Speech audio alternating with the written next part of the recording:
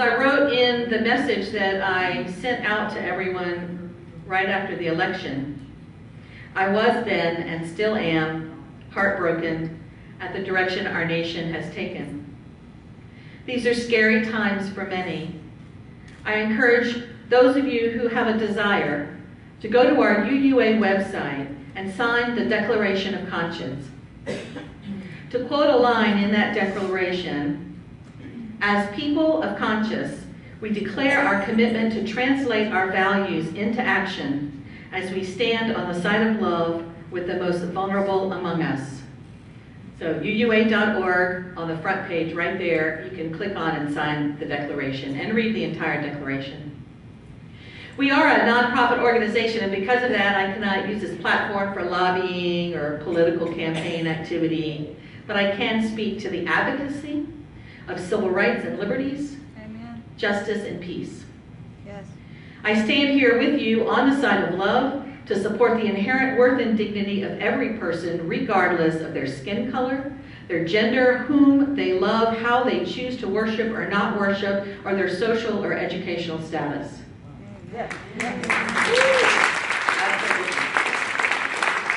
I was in the middle of moving from Dallas to Northern Kentucky the week of the women's marches. But I marched with all of you in spirit, particularly with those of my friends who marched in Austin. Raise your hand if you were in Austin. Woo! Raise your hand if you marched any other part of the country. Yeah. There you go. Yes. That's what I like to see. I stayed on top of my Facebook feed, Amen. streaming the videos of all the photographs coming in from all the cities involved in this gathering of women and the men that support us. Yes.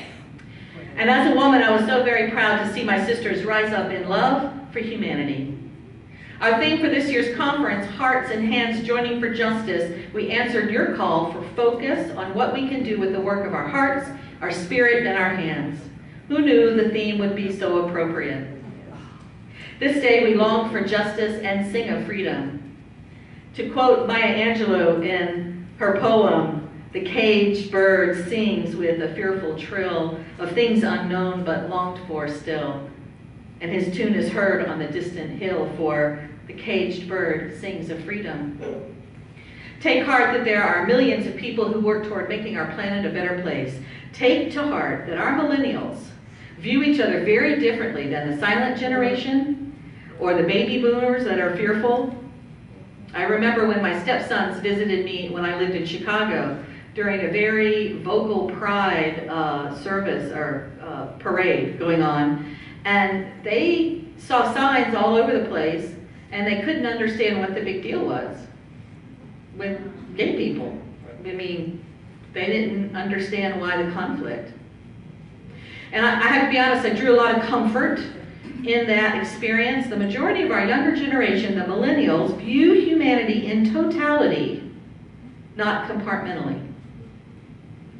Our future is in their hands, and I find that hopeful.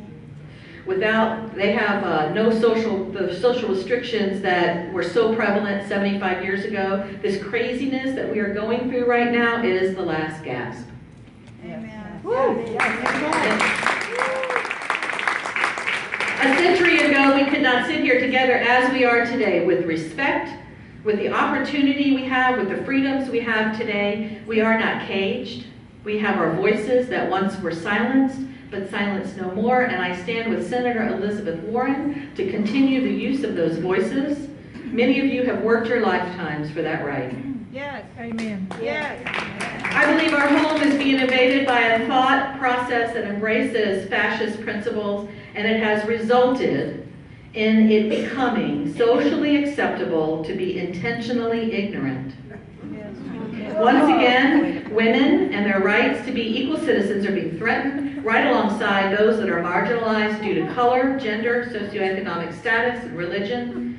I would like to put a call out for all to resist the attempt at this new norm, to continue to offer your strength and belief in justice as you stand up against this bigotry. But most importantly, I ask you to utilize the Constitution, the judicial process, and our courts. Wrap yourselves in active, non-violent resistance. We cannot give the conservative extremist cause to delegitimize our efforts towards peace and justice for all by reacting out of pure emotion without thought and reason. Let us be smart. Let us be mindful as we continue to rise up. Do not let the sister next to you tire or become too weary. Care for her. Care for yourself while we care for our nation. Our UUA website states, and I quote, "We commit to translate our values into action. There is a sense of urgency and a need for vigilance. There is a clarity that we must act not alone but together. We need everyone, including you, including your congregation, your friends, and your colleagues.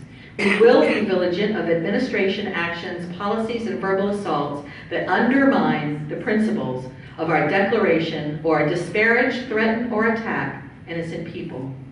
We will respond by speaking truth to power and mobilizing support for those who are under siege.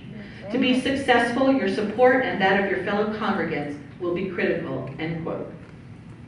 We, my sisters, know of the power of love and nurture and compassion. We, my sisters, acknowledge our strengths, our creative resilience, our determination. We, my sisters, believe in the importance of education, opening up the opportunity for all, treating one another with dignity.